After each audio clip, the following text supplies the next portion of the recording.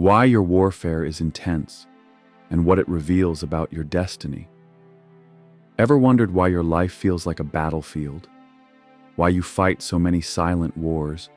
Why your mind is under attack? Why temptation, depression, fear, and pressure seem relentless? It's not random. It's not coincidence. It's proof. Proof that your life carries weight. Proof that you've been marked by God. Proof that you are a threat to darkness, even if you don't see it yet. The strongest battles are assigned to the strongest callings. Spiritual warfare doesn't surround the average. It surrounds the anointed. The enemy doesn't waste energy on people who aren't dangerous to his kingdom. He goes after the ones carrying fire, the ones with purpose, the ones who were born to break generational chains. If the war around you is great, it's because the calling inside you is greater. Attacks are often confirmation. That storm you're in, that emotional weight, that battle you can't explain, it may not be punishment. It may be confirmation. Confirmation that your obedience is shaking something in the spirit. Confirmation that you're closer than ever to breakthrough. Confirmation that the enemy sees something in you. Something you might not even see in yourself yet. But why does it hurt so much? Because growth is painful. Because dying to your old self is painful. Because becoming who you're called to be means leaving behind who you were.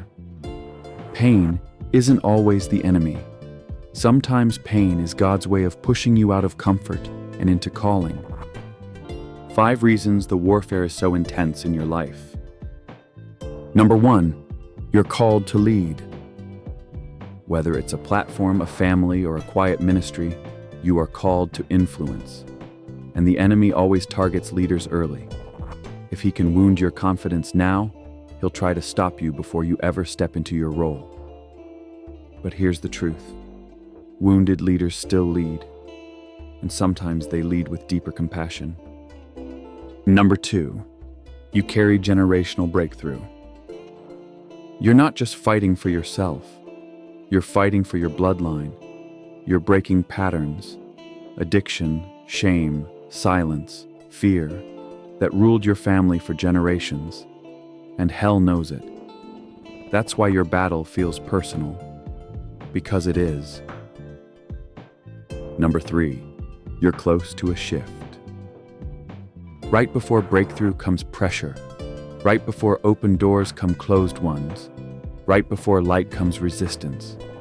If you're feeling crushed, don't give up. You might be moments away from the very thing you've been praying for. Number 4, you're dangerous when you rise. You were never meant to live small.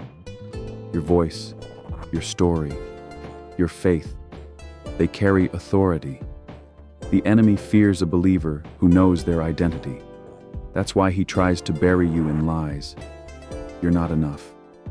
You'll always struggle. God can't use someone like you.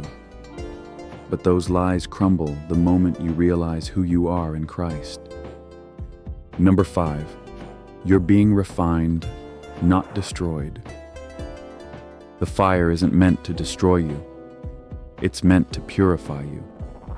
God uses the battle to strip off what doesn't belong.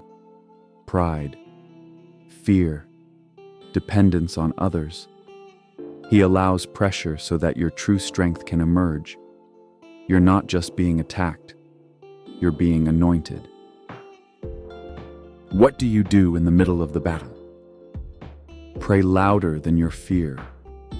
Worship while you wait.